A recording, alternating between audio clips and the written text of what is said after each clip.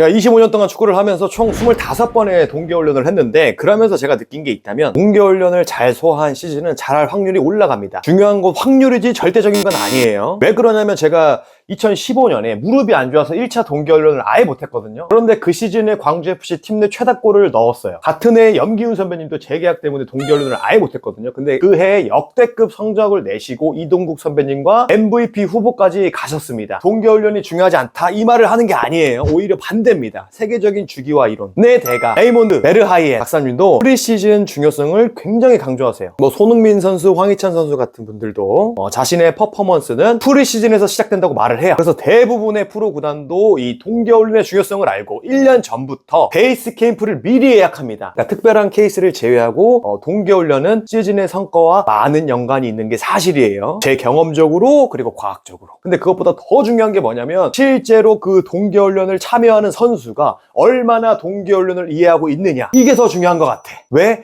알고 하는 거랑 그냥 하는 거랑 성과가 너무 다르니까. 자, 오늘은 동계훈련 때 선수가 알면 무조건 도움이 되는 거, 효율을 극대화시킬 수 있는 정말 많지만 3가지만 말씀드려 볼게요. 자, 일단 첫 번째, 동계훈련은 지옥훈련이 아닙니다. 자, 한국에서 동계훈련을 하면 지옥훈련이다, 체력훈련이 많이 떠오르실 텐데, 이 기간에 특별히 선수들을 막 괴롭히려고 막 인내심 테스트 하려는 게 아니라 이 최대 근력치를 올리는 기간이다 라고 보시면 됩니다. 자, 여기서 말하는 최대 근력치는 뭐냐면 쉽게 얘기해서 선수가 가진 근육이 쓸 수 있는 힘을 최대치로 끌어올린다 라는 말이에요. 그냥 근육이 커지면 근력도 좋아지는 거 아닌가요? 자, 이거는요 반만 맞는 말이에요. 근육이 커지는 것과 근육이 쓸 수 있는 힘은, 근력은 완전히 다른 능력이에요. 자, 우리가 축구를 하다 보면 몸은 겁내 좋은데 몸싸움이 은근히 약한 선수가 있고, 몸은 호리호리한데 몸싸움을 잘하는 선수가 있잖아요. 이재성 같은 선수들. 저도 실제로 K리그에서 이재성 선수와 몸싸움을 해봤는데 진짜 엄청 셉니다. 그래서 근육은 큰데 그 큰 근육을 쓸 줄을 몰라. 그걸 근력이 약하다고 표현을 하는 겁니다. 자, 다시 한번, 근육이 크면 힘도 좋겠지? 절대 아니다. 특히 축구는 만약에 근육이 커야 근력이 좋다라고 한다면, 아니 보디빌더 하는 분들이 축구 퍼포먼스 제일 좋아야 되지. 그거 아니란 거 여러분들 다 아시잖아요. 그건 다 알잖아. 그래서 보여지기 위한 근육이 아니라 진짜 축구에 필요한 근력을 최대치로 끌어올리는 기간이 동계훈련이다. 특히 1차 동계훈련, 그 체력훈련 기간 있잖아요. 아니 그럼 시즌 중에 이거 하면 안 되나요? 이 질문이 들 수 있는데, 지금의 내 근력보다 더 강한 근력을 키우기 위해선 첫 번째, 아까 말한 대로 절대적인 근육량을 늘려야 돼요. 그리고 두 번째, 이 근육이 진짜 힘을 발휘할 수 있는 신경계 동원 훈련을 병행해야 되는데, 토끼 축구는 더 그래요. 근데 1차적으로 더 많은 근육량을 늘린다는 건 지금보다 더 강한 부하를 더해야 돼요, 근육에. 근데 이걸 시즌에 하기가 너무 부담스러워. 왜냐면 근육량이 늘어난다는 건 기본적으로 근육에 부하를 주고,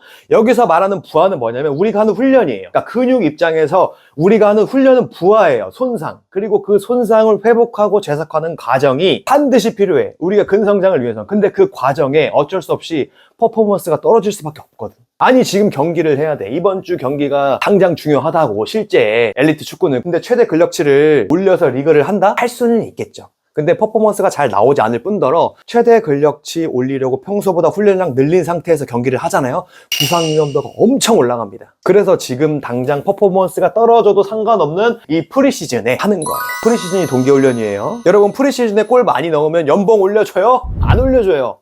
프리시즌에 골 많이 못 넣으면 방출이에요? 아니에요. 시즌 때 잘하면 돼, 시즌 때. 아니 우리가 프리시즌 이 동계훈련에 왜 고생을 하면서 힘든 훈련을 하는데 시즌 때 잘하려고 하는 거잖아. 우리 평소에 훈련 왜 해요? 경기 때 잘하려고. 그래서 실제로 그 프로 대부분의 피지컬 코치님들은 시즌 중에는 선수들의 퍼포먼스와 컨디션에 완전히 포커싱하고 훈련 세션을 짭니다. 제가 프로 14년 동안 있을 때도 그랬고요. 아니 당연하죠. 그게 피지컬 코치님의 역할인데, 그것 때문에 구단에서 연봉 주고 데리고 오는 거잖아요. 그래서 일시적으로 퍼포먼스가 떨어져도 큰 지장이 없는, 특히 1차 동계훈련에 체력훈련을 많이 합니다. 그럼 이제 우리가 알았잖아. 이 시기는 나의 최대 근력치를 끌어올리는 구간이구나. 그래, 그럼 어디까지 한번 올라가나 참아보자. 기본적인 마인드가 이렇게 가야지. 와, 내가 이놈의 동계훈련 진짜 내가 죽지 못해야지로 가면 힘들기만 하고 실제 성과가 잘 나지도 않는다.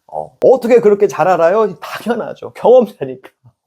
제가 이 말씀을 왜 드리냐면, 실제로 지금 하는 이 훈련이 나한테 어떻게 도움을 주고 효과가 있는지 알고 하는 거랑 모르고 하는 거랑 성과도 차이가 10%에서 20% 이상 차이가 난다는 걸 유럽 스포츠 심리 연구진 차브라 사보 연구팀이 밝혀냈어요. 세계 고작 10%에서 20%? 이게 하루 이틀이면 고작이 맞는데 우리가 대부분 축구를 하루 이틀 하진 않잖아요. 제가 만약에 20살이야. 제가 35살에 은퇴를 했으니까 15년 동안 10% 더 효율적으로 했다. 이 말은 뭐냐면요, 내가 하루에 슈팅 훈련을 10개를 했어. 그러면 10%면은 1개잖아요. 근데 이게 10년이면 3650개. 내가 하루에 20개를 찼어? 그러면 7300개겠지. 지금 이 영상을 보시는 분들은 물론 취미로 축구를 하시는 분도 있겠지만 엘리트 선수분들도 있잖아요. 엘리트는 디테일 싸움이지 큰 차이가 아니에요. 여러분도 아시겠지만 그 작은 차이를 하나하나 만들어가는 과정이 엘리트 선수가 궁극적으로 가져가는 노력의 방향이고, 그 첫 번째가 뭐다? 내가 이걸 왜 하는지 알고 하는 거. 그렇게 힘든 훈련으로 우리의 최대 근력치를 올리고, 이때부터는 기능적 훈련을 병행해줘요. 그게 뭐예요? 맞아요, 경기예요. 최대 근력치를 올리고 축구에 최적화된 근력을 만들어 간다고 보시면 돼요, 이 시기가. 여기서부터 중요한 게 뭐냐면, 이 시기에는 내가 어쩔 수 없이 몸이 무겁다는 걸 알아차려야 돼요. 이게 무슨 말이냐면, 내가 더 많은 양의 물을 담기 위해서 지금 이 기간에 그릇을 키운 거잖아요. 1차 동계훈련 기간에. 그래서 내 그릇이 커졌어. 근데 거기다가 물을 담으면 어떻게 돼요? 똑같은 물이라고 해도 물이 덜 차 보이겠지. 그릇이 커졌으니까. 뭔가 내 마음에 안 들어. 경기력이 내 마음처럼 몸도 안 움직이고. 당연하지. 아직 나의 근육과 근력은 축구에 최적화된 게 아니니까. 그래서 이때가 욕도 가장 많이 먹는 시기고, 경기력도 자기 마음처럼 잘 안 나옵니다. 그런데 제 경험상 이때 많이 갈려요. 경험이 많은 베테랑들은 이 시기에 몸이 어쩔 수 없이 안 좋다는 걸 알아. 그래서 연습 경기를 뛰어도 경기력에 초점을 맞추지 않아요. 훈련량에 맞춰서 경기를 뜁니다. 한 경기에 일희일비하지 않아요. 왜? 중요한 건 시즌 때 컨디션이라는 걸 경험적으로 알거든. 부상만 조심하고 훈련량만 채우면 된다. 이걸 알아. 근데 경험이 없거나 이 원리를 모르는 선수들은 어때요? 오늘 그 연습 경기, 동계훈련 기간에 안 된 거에 엄청 의미를 부여해요. 그래서 그 다음 경기에 또 힘이 엄청 들어가. 그거 만회하려고. 연습 경기인데. 그래서 동계훈련 내내 막 쫓기는 느낌을 받으면서 동계를 해요. 쫓기니까 이제 막 무리하게 하다 보니까 이제 부상 오고, 리듬 다 깨져서 멘탈 회복 안 되고. 이거 시즌까지 연동. 그죠? 어떻게 그렇게 잘 알아요? 제가 그랬으니까. 동계훈련 내내 이거 어떡하지? 이번 경기 잘해야 내가 개막전 경기 뛰는. 시즌 개막전을 뛰려면 걱정을 해야 되는 게 아니라 올바르게 노력을 해야지. 여러분, 저처럼 굳이 돌아가지 마시고 이 두 가지 내용을 미리 알고 실행하세요. 그럼 동계훈련을 통해서 몸도 단단해지고 마음도 더 단단해지는 경험을 하실 수 있을 겁니다. 그리고 마지막 세 번째가 음식인데요. 제가 따로 음식이라고 썼지만 수면과 음식 훈련, 이거는 한 덩어리예요. 단어가 달라서 그렇지 축구를 잘하기 위해서는 이거는 하나의 덩어리야. 근데 이걸 다 이야기하면 시간이 우리 너무 오래 걸리니까 제가 이걸 차차 말씀드리고, 우선 음식 정말 간략하게 말해볼게요. 일단 동계훈련은 워낙 고강도 훈련이기 때문에 탄수화물 중심의 식단, 단백질도 충분히 섭취해줘야 됩니다. 세계에서 가장 권위 있는 스포츠 사이언스 기관 3곳에서 공통적으로 권장하는 고강도 훈련 섭취 가이드는 탄수화물은 1kg당 6g에서 7g, 단백질은 1kg당 1.6에서 2.2g입니다. 근데 이렇게 얘기하면 헷갈리니까, 예를 들어서 몸무게 70kg 기준이라고 한다면 탄수화물 하루에 한 420g에서 700g, 햇반으로 치면 한 16개에서 22개 정도, 단백질은 하루에 112g에서 154g, 계란으로 치면은 한 16개에서 22개 정도. 수치가 이렇다는 거예요, 수치가. 제가 이 말씀을 왜 드리냐면, 실제로 그 동계훈련에 참여하는 선수에게 이러한 수치, 특히 동계훈련 기간에 잘 와닿지 않아요. 가끔은 입맛이 없을 정도로 훈련을 하거든. 와, 내가 진짜 이렇게까지 한다고 할 정도로 하잖아. 제 경험상 저울로 이거를 일일이 재서 먹는 거 힘드니까 그냥 충분한 탄수화물, 단백질, 지방, 식이섬유 양껏 먹는다, 이런 마인드로 해도 충분합니다. 특히 1차 동계훈련 기간에는 대신 입맛이 없더라도 꼭 먹자. 먹는 것도 훈련이니까. 그리고 또 이런 게 있어요. 한국 엘리트 스포츠 특성상 동계훈련을 막 한 달, 2달 하거든요. 선수들도 사람이다 보니까 이게 지친다. 그래서 이제 기분 전환할 겸 일주일에 한 2번 정도 야식으로 이제 치킨을 먹는 팀이 있는데, 제가 그 호남도 채널에서도 그렇고 오프라인 교육할 때도 그렇고 치킨 드시지 마세요, 이렇게 이야기합니다. 치킨은 분명히 우리 대사적으로 몸이 안 좋아요. 그거 확실해요. 근데 이 시기만큼은 그냥 드세요.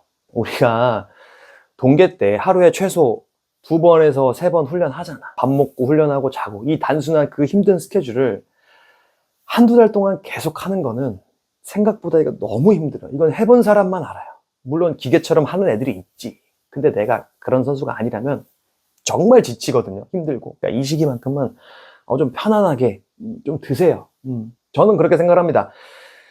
정말 너무 힘든 훈련을 마치고 하루 일과 다 끝나고 그 저녁에 동료들과 그 치킨 뜯어먹으면서 그 이야기하는 그 시간이 트랜스 지방산이 내 몸에 끼치는 안 좋은 영향을 넘어선다고 생각을 해요.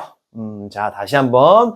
치킨을 매일 먹어도 된다는 말을 하는 게 아니에요. 저도 은퇴를 했지만 지금도 치킨은 안 먹어요. 근데 이 시기만큼은 음식에 대한 관대함을 좀 가지고 충분히 먹자. 왜냐면 축구도 사람이 하는 거니까. 다만 아까 말씀드린 질 좋은 탄수화물, 단백질, 지방, 식이섬유는 꼭 챙겨 드시고. 자, 오늘은 동계훈련을 좀 더 효과적으로 할 수 있는 세 가지를 알아봤는데요. 오늘 말씀드린 이 세 가지만 여러분들에게 올바르게 적용을 한다면 이전 동계훈련보다는 조금 더 성과가 좋게 나올 겁니다. 특히 운동 능력 향상만큼은 압도적으로 나올 거예요. 왜냐하면 우리가 어떤 기술이나 기술을 활용하는 테크닉 이런 거는 개인이 시간을 내서 따로 해야 되잖아요. 물리적인 시간이 필요하다고. 그런데 그 운동 능력은 팀 전체가 동계훈련 때 중점적으로 하잖아요. 내가 이런 개념을 알고 하면 남들과 똑같이 하더라도 성과가 좋을 수밖에 없죠. 왜 좋을 수밖에 없는지는 이제까지 우리가 다 설명을 했고, 그죠? 저는 프로 14년 동안 K리그는 13년이죠. 대부분의 시간을 수치화시킬 수 있는 운동 능력 데이터를 대부분 1위를 했어요. 활동량, 스프린트, 플레이어로드. 심지어 그 35살 은퇴하는 시즌까지 지켰어요. 저랑 같이 뛰는 선수가 저보다 14살이 어려. 그래도 할 수 있어. 올바른 방법을 알면. 물론 저의 기록이 100% 이러한 원리로 된 건 아니에요. 하지만 도움을 많이 받은 건 사실입니다. 여러분도 마찬가지겠지만 저는 제가 축구하는 시간을 정말 소중하게 생각을 했거든요. 그래서 이 소중한 나의 축구 시간을 어떻게 하면 더 효과적으로 보낼 수 있을까, 이 고민을 어렸을 때부터 정말 많이 했어요. 그래서 이제 공부도 많이 하고 연구도 많이 했습니다. 이 영상을 보시는 뭐만 하면 돼요? 실천만 하면 돼요. 왜? 생각만 가지고 축구는 변하지 않거든. 그죠? 우린 실천을 해야 돼. 근데 그 실천을 조금이라도 효과적으로 할 수 있는 방법을 이해하기 쉽게 앞으로 하나하나 말씀드려 보겠습니다. 실천을 올바르게 효과적으로 하려면 어떻게 해야 돼요? 구독을 눌러 놔야 돼요. 아직도 채널이 작단 말이야. 그래야 다음 제 영상을 보실 수 있을 겁니다. 영상 봐주셔서 감사드리고요. 오늘 훈련도 파이팅입니다. 감사합니다.